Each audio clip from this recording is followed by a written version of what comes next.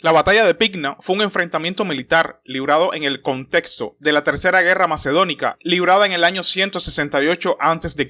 cerca de la ciudad de Pigna, en el Golfo de Tesalónica, al noroeste de la actual Grecia. En ella se enfrentaron las legiones de la República Romana y del procónsul Lucio Emilio Paulo, y la falange del reino de Macedonia mandado por el rey Perseo. La batalla terminó con una decisiva victoria de los romanos. Filipo V de Macedonia murió en el año 179 a.C., después de haber sido vencido por los romanos, en Cinocefalea, cuando intentaba devolver a Macedonia su antigua gloria y poderío. Fue sucedido por su hijo Perseo, que heredó su reino y su odio hacia los romanos. Este envió embajadores a los romanos para ganar tiempo, fingiendo querer renovar los tratados de paz, pero el Senado romano sabía de sus intenciones, así que para engañarlo aceptaron. En el año 171, empezó una nueva guerra, en la que el nuevo monarca supo detener a los ejércitos y flotas romanos por la inexperiencia de sus comandantes. El pueblo romano estaba molesto, pues no podía creer que los restos del ejército de Filipo V pudieran causarles tal daño. Además, Perseo lanzó una campaña contra los dárdanos, en la que mató a 10.000 bárbaros e hizo mucho botín. También agitó a los bastarnos e ilirios para poder avanzar por la costa del mar Adriático, cruzar la Galia Cisalpina e invadir la península itálica. Al enterarse, los romanos buscaron un comandante con experiencia. El elegido fue un anciano pero experimentado, Lucio Emilio Paulo. Paulo inicialmente rechazó el nombramiento, pero ante la insistencia de la multitud aceptó. En su discurso, criticó a aquellos que en reuniones sociales en la capital decían cómo debía dirigirse la guerra en Macedonia. Era su segundo consulado y le mandaron a encargarse inmediatamente de la guerra. En su primer mandato, en el año 181, realizó una campaña contra los ligures, que se dedicaban a la piratería y cortaron el comercio con Hispania. Con apenas 8.000 soldados, obligó a los guerreros ligures, 5 veces más numerosos, a refugiarse en sus fortalezas y les forzó a negociar. Les quitó la mayoría de sus naves, pero no destruyó sus ciudades, porque deseaba convertirlos en un estado tapón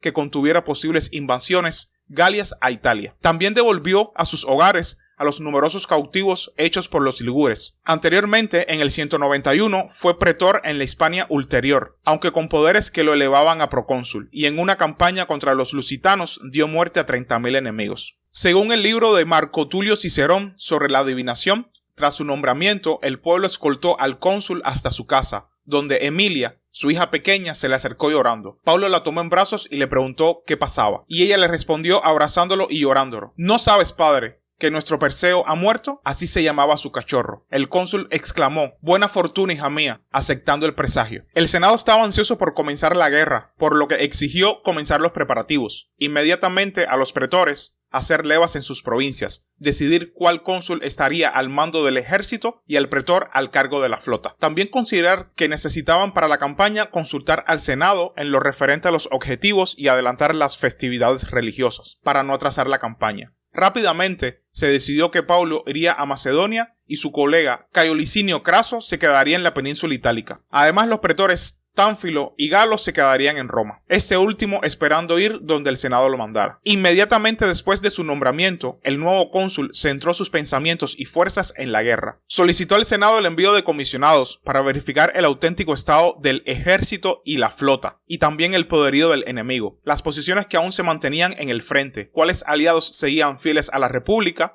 cuáles eran dubitativos, dónde estaban los almacenes con armas, cómo se podían llevar nuevos suministros y qué se había logrado en las últimas campañas. Acabado el año 169, el Senado estaba impaciente, pero Paulo estaba esperando a los enviados. Estos llegaron al poco tiempo, reuniéndose al día siguiente de su arribo. Los enviados tuvieron una audiencia senatorial. Informaron que romanos y macedonios estaban separados solo por el río Enipeo, con el rey sin desear atacar las legiones, y el invierno cesando toda actividad militar, pero las fuerzas romanas estaban en serio peligro, si no recibían refuerzos urgentemente. Perseo había destruido la campiña cercana para negarles los suministros, y al permanecer tan cerca de los romanos les impedía moverse, lo que significó que las legiones no pudieron actuar cuando Tesalia pasó a control enemigo, perdiendo su fuente de granos. En cuanto a la flota, muchos marineros habían muerto de peste, provocando que algunos barcos no tuvieran suficientes tripulantes y los que quedaban no habían recibido paga o vestimentas. Después de escucharlos, el cónsul mandó a organizar la expedición. El Senado nombró tribunos militares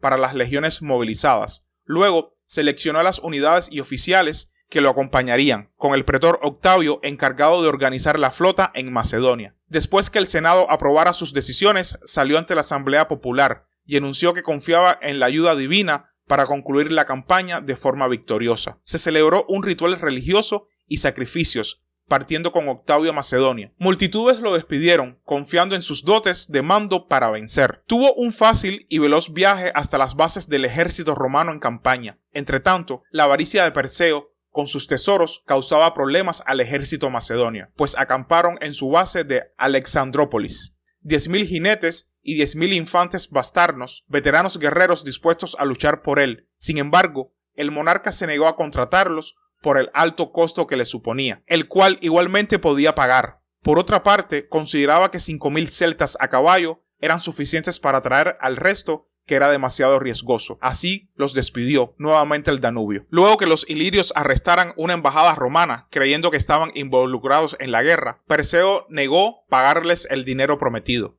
unos 3.000 talentos de plata. A cambio, los ilirios enviaron rehenes. Esto debilitó a los ilirios, cuyo rey, Gencio, y su familia fueron vencidos y expulsados por el pretor Anicio Galo. Pentauco, el asesor macedonio enviado con los ilirios, les había aconsejado prepararse para la guerra y fortificar las ciudades, especialmente ubicadas en las costas ilirias y epirotas, además de reforzar su flota. También intentó convencer a los rodios de unirse a su causa, prometiéndoles que fácilmente ganarían. Sabedor de su poderío naval, neutralizaría las fuerzas romanas en tierra y mar. Sus partidarios propusieron al pueblo el aliarse con el rey, pero fracasaron. Algo similar sucedió en Cos. De hecho, los romanos capturaron a los mensajeros y expusieron las cartas que los promacedonios intercambiaron con Perseo. Según Polibio, los macedonios tuvieron éxito en poner a los rodios a su favor, después que se sometiera la votación a decisión. Sin embargo, se decidió enviar una embajada e intentar negociar el fin de la guerra. Debe mencionarse que en Rodas, en casi todos los estados griegos, había una división respecto a la guerra.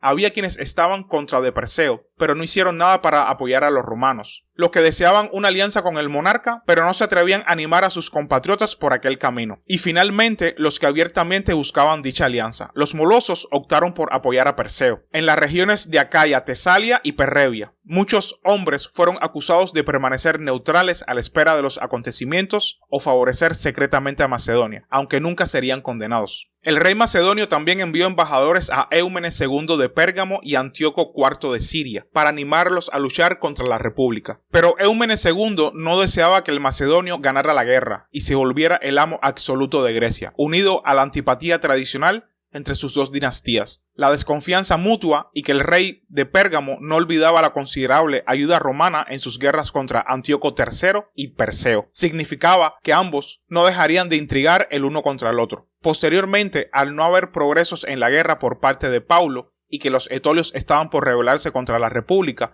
pensó que los romanos podían vencer. Resolvió intentar mediar para lograr un tratado de paz. Perseo escuchó el ofrecimiento, pero no creía en la sinceridad porque el asiático exigía un previo pago por negociar. Finalmente, Eumenes II exigió 1.000 talentos a cambio de permanecer neutral y 1.500 por la paz. El monarca acampó a los pies del monte Olimpo, seguro que el romano no se atrevería a atacarlo. Su enemigo estaba en la zona costera, con una tropa molesta por tener que beber agua salobre de los pozos cercanos al mar. Así que su general mandó a extraer agua cavando pozos en el propio monte. Paulo impuso disciplina a su alicaído ejército y ordenó a los vigías hacer sus guardias nocturnas sin lanzas para que estuvieran más alertas. Como su consulado acabó, pasó a ser procónsul. Permaneció quieto por varios días a pesar de la cercanía de los macedonios. Fue entonces en medio de las deliberaciones de él y sus oficiales que se enteró de la existencia de un camino que permitía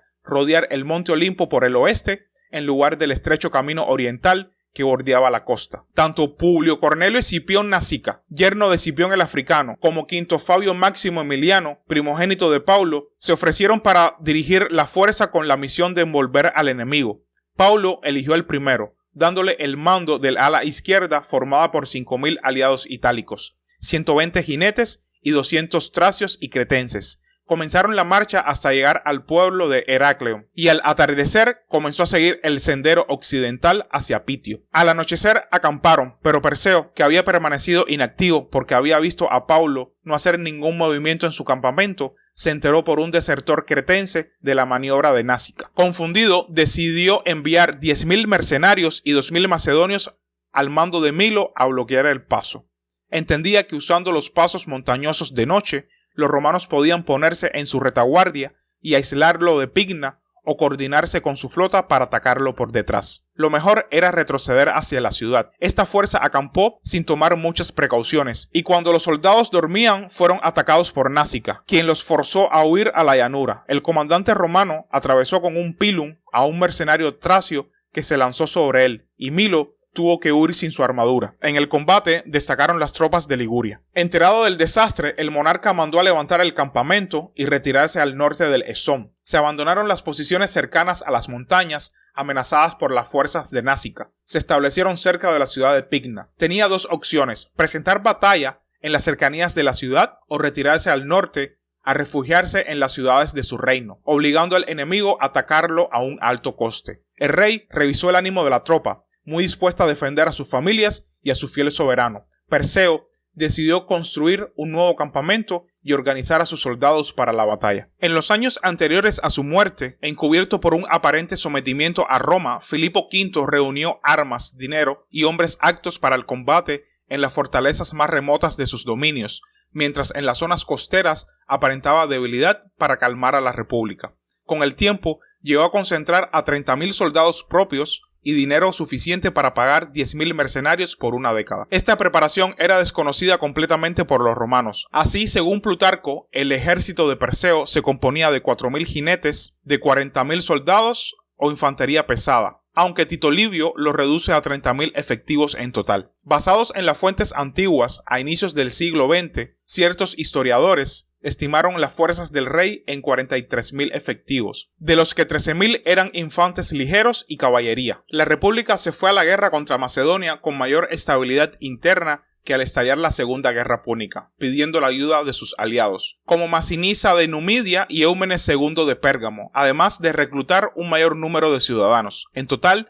los romanos y aliados tenían más de 100.000 efectivos movilizados, equivalentes a 8 legiones, de las que un par acompañó al procónsul a la guerra. Eso significa que Paulo tenía para su campaña al típico ejército consular de la época, 2 legiones de ciudadanos. Se encargó al otro cónsul, Craso, reclutar 7.000 soldados de infantería y 200 de caballería entre los ciudadanos, y exigir a sus aliados igual número de a pie y doble montados. También se ordenó al gobernador de la Galia Cisalpina, Cneo Servilio Cepión, levantar 600 jinetes. Todos estos debían ir a Macedonia con Paulo. Con estos se organizaron las 2 legiones de campaña, cada una de 6.000 infantes y 300 jinetes. Los restantes se dispersarían entre las guarniciones. También se decidió dar de alta a los soldados que estaban en Macedonia y no podían seguir luchando. Por último, se reclutaron 5.000 marineros para la flota y 2 legiones para luchar en Iliria. A Craso se le mandó reclutar 2 legiones romanas y 10.000 soldados a pie, más 600 montados para defender la Cisalpina. Por último, se sabe que Masinisa aportó 1.000 jinetes y 22 elefantes de guerra para la campaña.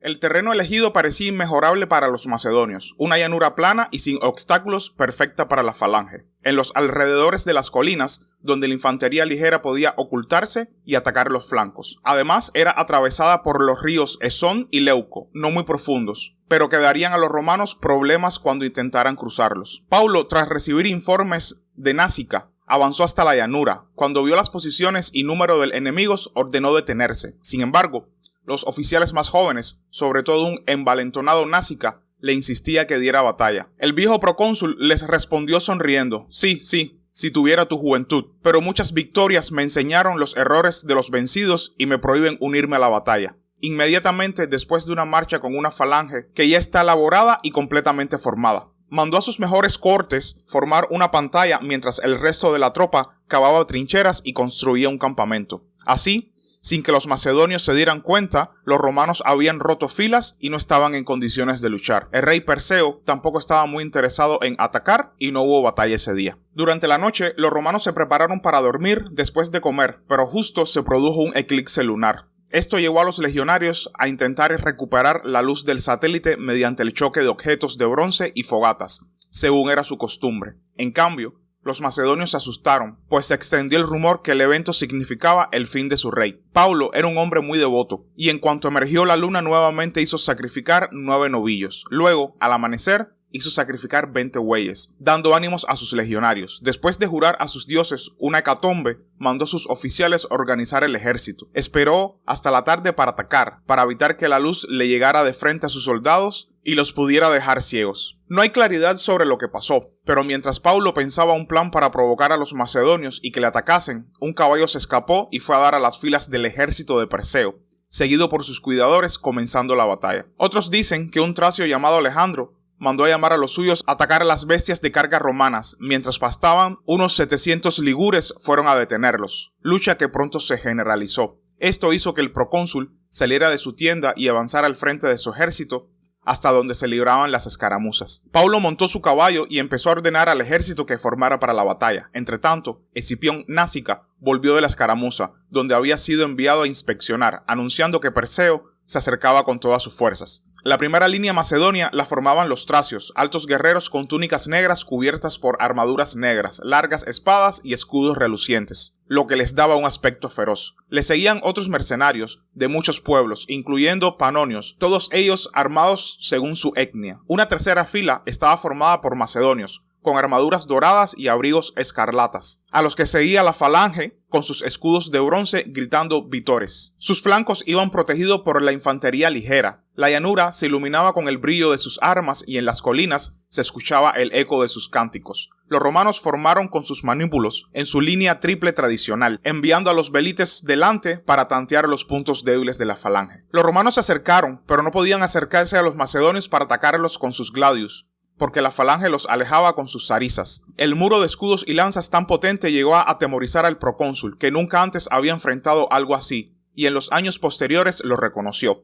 Sin embargo, ante sus soldados se paseaba alegre y sonriente, sin yelmo y sin coraza. Entretanto, Perseo fue a Pigna a hacer sacrificios a Heracles apenas comenzó la batalla, según los romanos, porque era un cobarde. Sin embargo, un tal Posidonio de Apamea, que afirma ser veterano de esa guerra, dice que el monarca no se retiró por cobarde, sino porque el día anterior su caballo le había dado una patada en la pierna. También que el rey mandó que, aunque sus amigos le decían que no lo hiciera por su herida, ordenó traerle un caballo de carga y lo montó sin armadura para animar a su falange. Fue en ese momento que lo alcanzó un pilum romano. El rey huyó con su caballería sin luchar en la batalla decisiva. Los romanos no pudieron hacer retroceder a los macedonios, y Salvio, comandante de sus aliados itálicos, Pelignos, tomó el estandarte de sus tropas y lo lanzó contra el enemigo. Luego, cargó seguido por sus hombres, dándose un sangriento combate, porque los Pelignos deseaban recuperar el simbólico objeto mientras los macedonios luchaban por quedárselo. Los legionarios intentaban apartar las zarizas con sus espadas o agarrarlas y romperlas con sus manos, introduciéndose entre el enemigo para apuñalarlo. Pero la falange siguió avanzando, ensartando todo el que tenía enfrente, especialmente a los Pelignos y a los marrucinos, que se arrojaban osadamente sobre ellos. La primera línea romana fue destrozada y la segunda no tuvo mejor suerte, forzando a los vencidos a retirarse al monte Holocrus. Aunque los legionarios no habían roto sus filas, esto llevó al procónsul a rasgar sus vestiduras de dolor. Entre los que se retiraban por no poder enfrentar a la poderosa falange estaba el mismo procónsul. Pero sucedió que el terreno en que entraron los macedonios era muy accidentado, en que no podían mantener a su falange unida.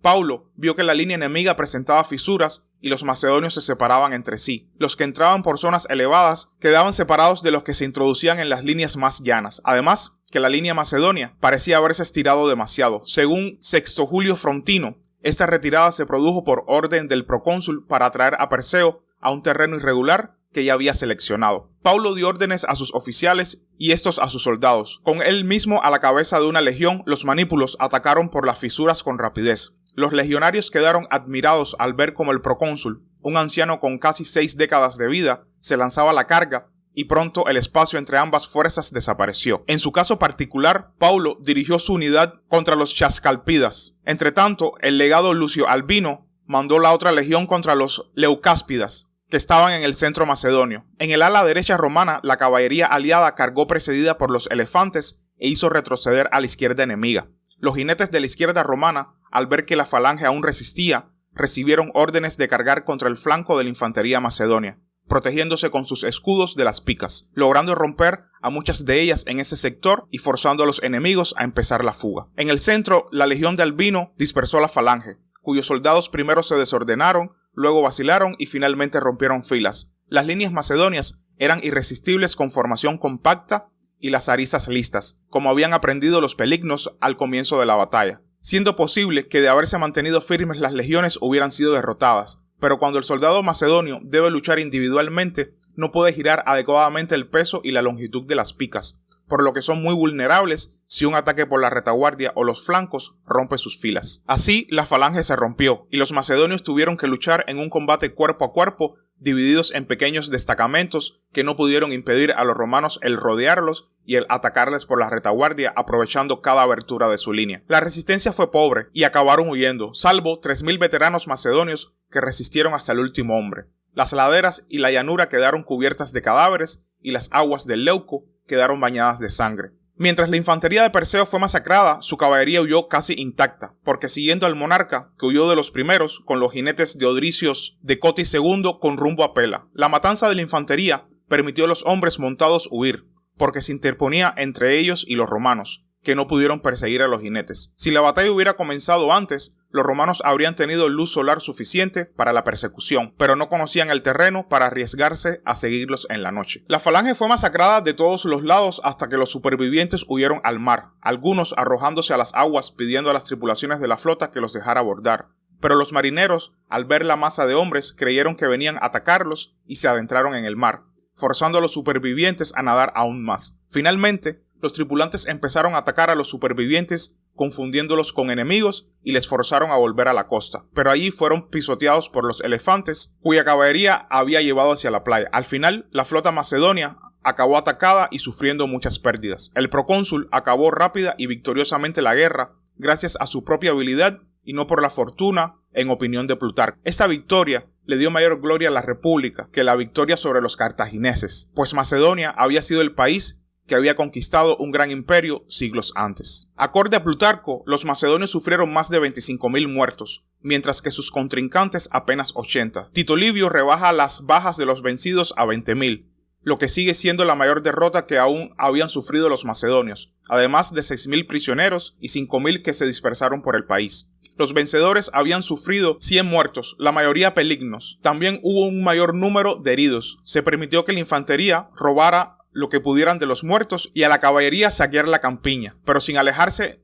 a más de 2 días del campamento, que se trasladó más cerca de Picna y el mar. También se enviaron cartas a Roma anunciando la victoria. Los macedonios e ilirios capturados fueron liberados como señal de misericordia. Destacó en la batalla Marco Porcio Catón Liciniano, hijo de Catón el Viejo y yerno del procónsul. Luchó a caballo contra los más fuertes enemigos y cuando fue derribado, un gran número de macedonios se abalanzó sobre él. Pero Catón se levantó rápidamente y mató a muchos. Intentaron rodearlo y abrumarlo numéricamente, pero se defendió y cuando se le cayó la espada se lanzó con su escudo contra sus rivales para recuperarla, siendo visto por ambos ejércitos. Logró abrirse paso hacia los suyos tras sufrir muchas heridas, pero su ejemplo inspiró a los legionarios. También desapareció el hijo menor de Paulo, y los legionarios llegaron a buscarlo entre los cadáveres al enterarse de la angustia de su comandante. Finalmente, en la noche, el procónsul se alegró, pues apareció con algunos compañeros cubierto de sangre, pues se había dedicado a perseguir sin misericordia a los vencidos. Este joven era Escipión Emiliano, el futuro conquistador de Cartago y Numancia. Cuando las noticias de Picna llegaron a Anfípolis, las mujeres fueron al templo de Diana y el gobernador Diodoro, temiendo que la guarnición de 2.000 tracios saqueara la ciudad, fingió recibir una carta que anunciaba el ataque de la flota romana en las costas de la llanura de Ematia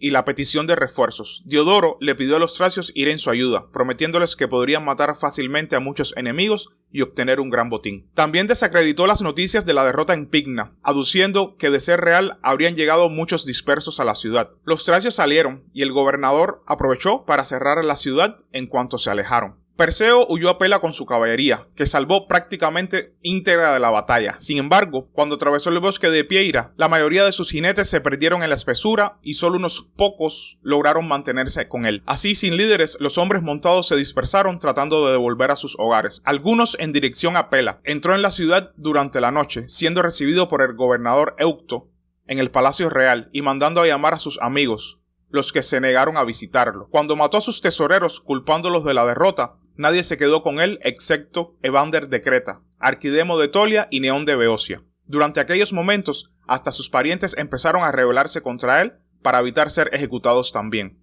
De sus soldados, solo 500 cretenses le siguieron, no por lealtad, sino por el tesoro que aún poseía, parte del cual dio a sus pocos seguidores para comprar la fidelidad de estos cretenses. Temeroso que los amigos que se negaran a ayudarlo lo entregaran a Paulo, el monarca decidió irse de la ciudad. Durante la noche, siendo abandonado por los pocos tracios odricios que le quedaban. Siguieron a Anfípolis, tratando de cruzar el río Axios antes del amanecer. Seguro que los romanos cesarían de perseguirlo en ese punto. En Anfípolis, intentó convencer a los locales de apoyarlo militarmente con ayuda de Vander, pero la asamblea de ciudadanos le mandó a irse porque no deseaban ser destruidos por su causa.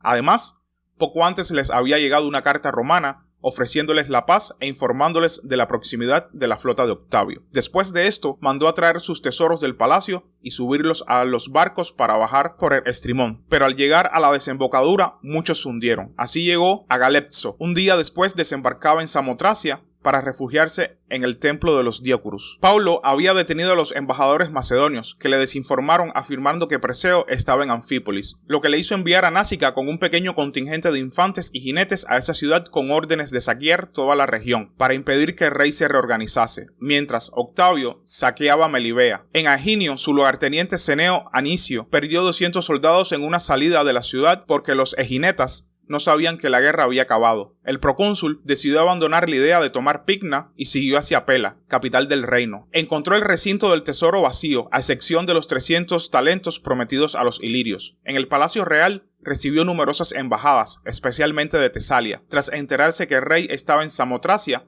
el procónsul marchó hacia Anfípolis. El vencedor llegó a Anfípolis 3 días después de la batalla y envió embajadores ofreciendo la paz. Los macedonios siempre habían sido leales a sus monarcas, pero viendo que Perseo estaba acabado, se pusieron en manos de Paulo. Así, muchas ciudades se entregaron al enemigo, como Beria, Tesalónica, Pela y muchas otras en apenas 2 días. 4 días después de la victoria, llegaron noticias de Picna a Roma. En medio de los festejos religiosos, rápidamente la alegría se extendió por toda la ciudad. Por su parte, Picna, la urbe más cercana del combate, no había enviado embajadores. Estaba llena de fugitivos del combate y sus puertas estaban cerradas y reforzadas. Así que se decidió enviar a los griegos llamados Milo y Pentauco a negociar con Solón, gobernador local. Por estas conversaciones, los fugitivos fueron expulsados de la ciudad, que acabó saqueada. Paulo mandó a instalar gobernadores en las ciudades rendidas para impedir abusos ahora que se lograba la paz. De igual modo, los ilirios conservaron su libertad y pasaron a pagar la mitad de los impuestos que a su rey, después de reunirse con 5 enviados del Senado. Entretanto, el almirante romano Ceneo Octavio bloqueó Samotracia para evitar el escape de Perseo, aunque no podía arrestarlo por estar refugiado en el templo. Sin embargo, el rey convenció a un cretense llamado Oroandes de llevarlo a él y a sus tesoros en un pequeño esquife. Así, en una noche el cretense subió los tesoros al navío y le dijo al monarca que llevara a su familia y ayudantes necesarios al puerto de Demetrium la noche siguiente. Pero al llegar el momento, Perseo solo pudo ver a Oroandres hacerse a la mar con sus tesoros, equivalentes a 10,000 talentos de oro, y debió volver al templo antes que los romanos lo vieran. Pero lo vieron. Su antiguo favorito, Ión, entregó a los hijos del rey Octavio, provocando que el rey se rindiera. Fue llevado ante el procónsul, quien salió a recibirlo con sus amigos alegremente. Pero el monarca, dando un espectáculo indigno, se arrojó a sus pies llorando y suplicando. Paulo lo miró tristemente y le dijo que no podía culpar a la fortuna por su desgracia, siendo que él había hecho mucho por acabar derrotado, que tal indignidad llegaba a quitar el mérito a la victoria del procónsul y que se deshonraba a sí mismo al quedar como un cobarde. A pesar de aquello, el procónsul le tendió la mano y lo levantó, dejándolo a cargo de Quinto Helio Tuberón. Luego se llevó a su tienda a los familiares y oficiales más jóvenes del monarca, reflexionando largamente en silencio. Posteriormente le habló a estos oficiales sobre la fortuna y los asuntos humanos, aconsejándoles vivir humildemente y sin dejarse llevar por el orgullo cuando conocieran la victoria, pues las divinidades siempre podían castigarlos poniendo fin a su prosperidad. Paulo dejó a su ejército descansando mientras él recorría Grecia, restauró los gobiernos republicanos, permitió la elección de magistrados para el autogobierno de las urbes, estableció normativas civiles y dio regalos a las ciudades. En Delfos, en una alta columna de mármol blanco donde se planeaba poner una estatua de Perseo, ordenó poner una propia, justificándose en que se debía honrar a los conquistadores y no a los conquistados. Cuando llegaron 10 comisionados desde Roma, devolvió el gobierno de Macedonia a sus locales, pero exigiendo el pago de 100 talentos en tributo, menos de la mitad que solían pagar sus reyes. Con el tesoro real pagó numerosos banquetes, juegos, concursos y sacrificios a los dioses, mostrándose tan amable que asombró a los griegos. Sin embargo, la mayor parte fue enviada a Roma. Según Polibio, el procónsul decía que un hombre con una mente capaz de hacer buenos arreglos para los juegos y administrar un suntuoso entretenimiento y banquete, también es capaz de reunir a sus tropas para enfrentar al enemigo con la habilidad de un general. Antes de regresar, resolvió demoler los muros de Demetriade, principal ciudad macedonia, separar Anfiloquia de Etolia, reunir a los nobles locales en una asamblea, liberándolos y prometiéndoles sacar a sus guarniciones. Luego, redujeron sus cargas impositivas sobre la minería del reino para no causar tal rencor en los nativos que alguien los sublevara. Finalmente, una docena de comisionados fueron a Macedonia procedentes de Acaya, Beocia, Acarnania, Épiro y Etolia, con instrucciones de sus ciudades o ligas de cuáles debían ir a Roma y negociar con el Senado. Macedonia fue dividida en 4 repúblicas, con guarniciones romanas, pero solo en sus fronteras con tribus bárbaras y con gobernantes a cargo de cobrar impuestos. Después de hacer las paces con griegos y macedonios, marchó contra Épiro con la orden senatorial de permitir a los soldados saquear las ciudades. Pero deseando un ataque repentino, hizo llamar 10 dignatarios principales de cada ciudad para anunciarles que en cierto día trajeran el oro y la plata de sus casas y templos. Envió una tropa comandada por un oficial para recoger el dinero supuestamente, pero al llegar el día señalado, 70 ciudades fueron saqueadas y 150,000 personas esclavizadas, la mayoría molosos. A pesar de toda esa destrucción, ningún soldado raso recibió más de 10 dracmas. Después de la guerra, enviados de Tracia y Rodas llegaron a Roma para pedir perdón por mostrarse favorables a Perseo, firmándose tratados de paz. Los negociadores rodios fueron convocados ante el Senado, que felicitaron a los vencedores y rápidamente se fueron. También llegaron embajadas de numerosos pueblos aliados para felicitar al Senado por la victoria, las cuales fueron agradecidas y enviadas a casa. Caso aparte fueron los nobles etolios de dudosa lealtad.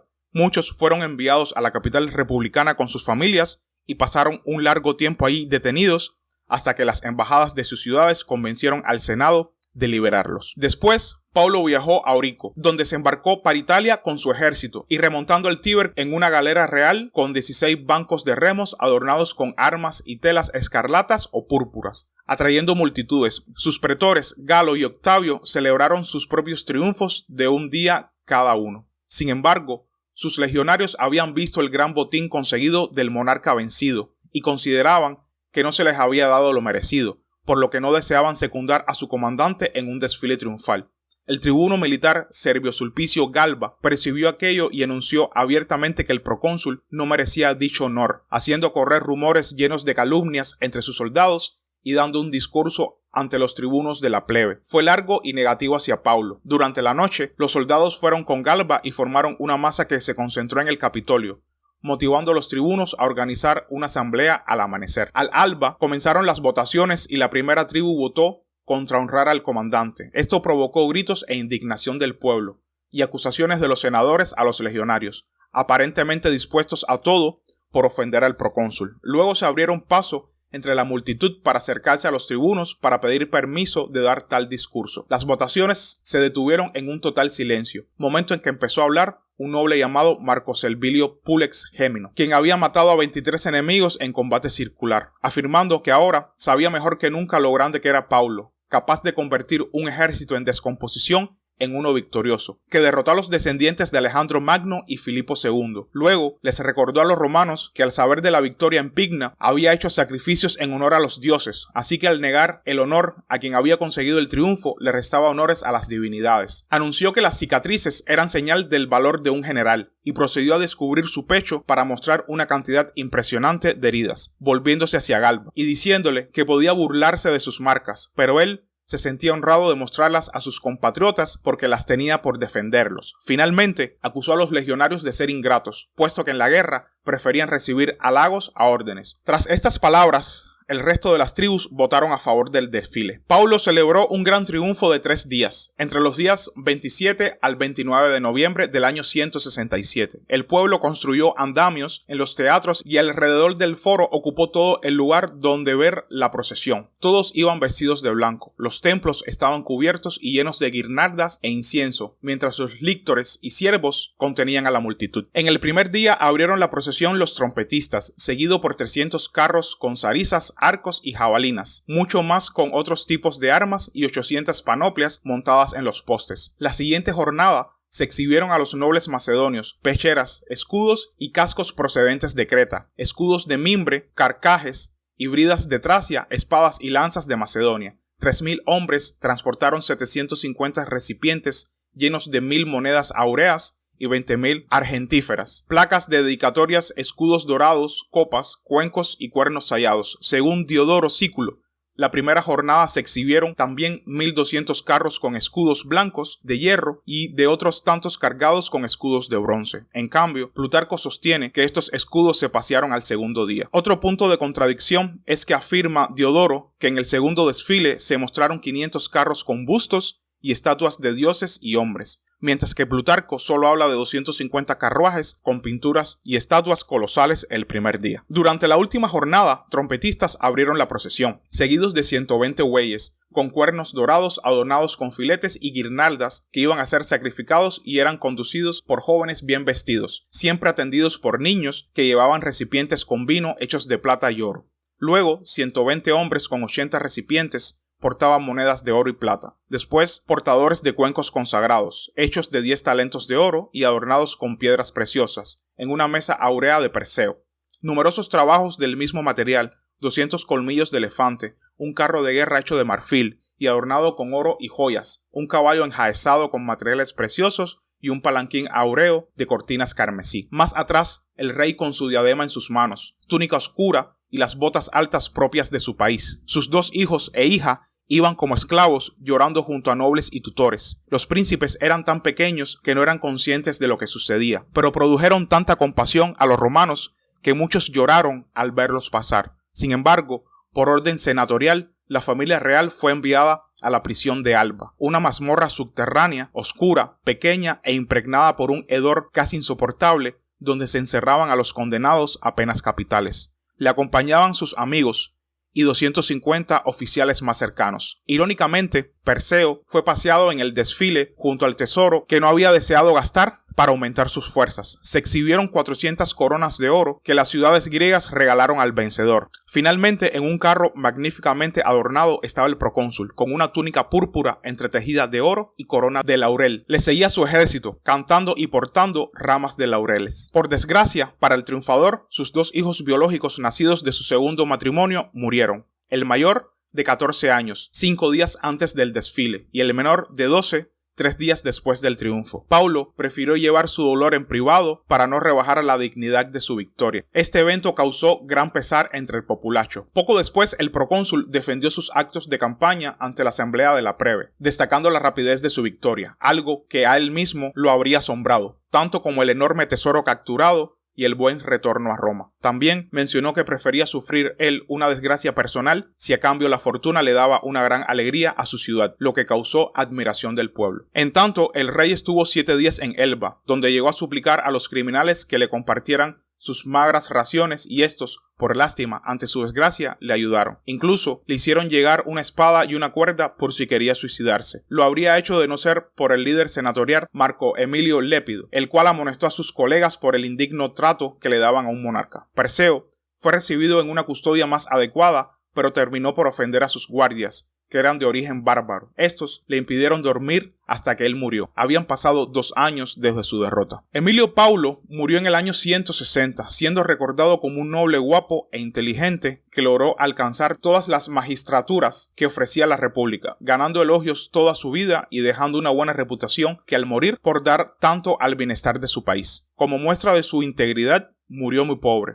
a pesar de haber conseguido tan vastos botines de sus campañas en Hispania o Macedonia, pero no quiso quedárselos. Y hasta aquí el video de hoy, espero que les haya gustado y suscríbanse para más contenido relacionado con historia antigua e historia de Macedonia. Hasta la próxima.